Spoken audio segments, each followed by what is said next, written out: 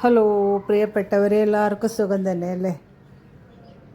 ഇന്ന് ഞാൻ ബ്രേക്ക്ഫാസ്റ്റിന് അവിൽ കൊണ്ട് ഒരു സാധനം ഉണ്ടാക്കണം കേട്ടോ. ഉപ്പുമാവ് തന്നെ. നമ്മളെ നാട്ടിലൊക്കെ ഉപ്പുമാവെന്ന് പറയുകയെന്ന് വെച്ചാൽ ഇവിടെ പൊഹ എന്ന് പറയും. ഇവിടെ പൊഹ എന്ന് പറഞ്ഞാൽ അവിലെന്നാണ് അർത്ഥം. കടയിൽ പോയി അവിൽ വാങ്ങാൻ പോകുമ്പോൾ ചോദിക്കുന്നതും പൊഹ എന്നാണ്. ഉണ്ടാക്കി കഴിക്കുന്ന സാധനത്തിൻ്റെ പേരിന് എന്താ ബ്രേക്ക്ഫാസ്റ്റ് കഴിച്ചത് ചോദിച്ചാൽ അതിനും പൊഹ എന്ന് പറയും. നമുക്കാണെങ്കിൽ അവിൽ കൊണ്ട് അവിൽ നനച്ചത്, അവിൽ ഉപ്പുമാവ്, അവിൽ ഉലർത്തിയത്, അങ്ങനെ പല പല പേരുകളിൽ നമ്മൾ പറയൂലേ. ഇവരെല്ലാറ്റിനും ഒരു പൊഹ എന്നാണ് ഇവിടെ പറയുന്നത് കേട്ടോ. അപ്പോൾ ഇതൊരു മഹാരാഷ്ട്രീയൻ ഡിഷാണ് ശരിക്കും. അവരുടെ മെയിൻ ബ്രേക്ക്ഫാസ്റ്റാണ്. എവിടെ പോയാലും ഈ ബ്രേക്ക്ഫാസ്റ്റ് കിട്ടും ഈ നാട്ടിൽ. അപ്പോൾ ഇത് പല രീതിയിലും ഉണ്ടാക്കും ഈ ബ്രേക്ക്ഫാസ്റ്റ്. ഞാൻ ഒരു രീതിയിൽ ഉണ്ടാക്കുന്നത് നിങ്ങൾക്ക് കാണിച്ചു തരാം. ഞാനും പല രീതിയിൽ ഉണ്ടാക്കാറുണ്ട്. ഇന്ന് ഞാൻ ഉണ്ടാക്കുന്ന രീതി ഞാൻ നിങ്ങൾക്ക് കാണിച്ചു തരാം കേട്ടോ. അതിന് കുറച്ച് കൈ അളവാണ് ഞാൻ എടുക്കുന്നത്, അല്ലാതെ അളവൊന്നും കാണിക്കുന്നില്ല. അപ്പോൾ കുറച്ച് ഉള്ളി ചെറുതായിട്ട് അരിഞ്ഞ് വെക്കണം. കുറച്ച് പച്ചമുളക് വേണം, ജീരകം, നിലക്കടല, വെജിറ്റബിൾസ് ഞാൻ കുറച്ച് ഇട്ടിട്ടുണ്ട്, അല്ലാതെ വേറൊന്നും ചേർത്തിട്ടില്ല അതിൽ കേട്ടോ.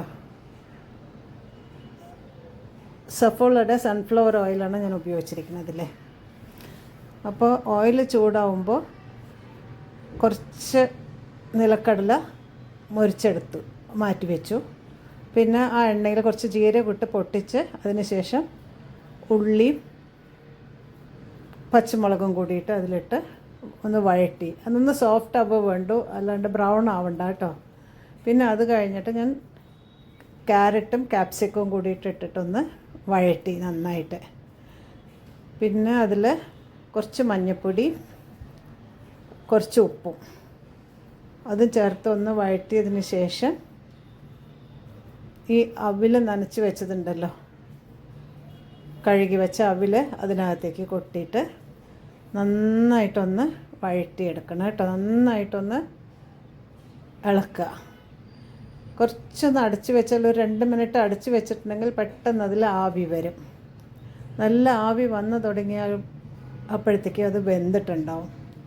നല്ലപോലെ ഇളക്കി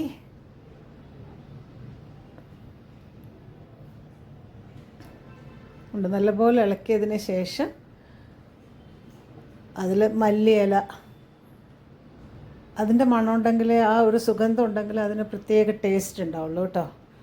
ആ മല്ലിയില അതിൻ്റെ മേലെ ഒന്ന് വെതറി നമ്മൾ ആദ്യം മുറിച്ച് വെച്ച നിലക്കടലയുണ്ടല്ലോ, ആ നിലക്കടലയും അതിൻ്റെ മേലെ ഇടുക.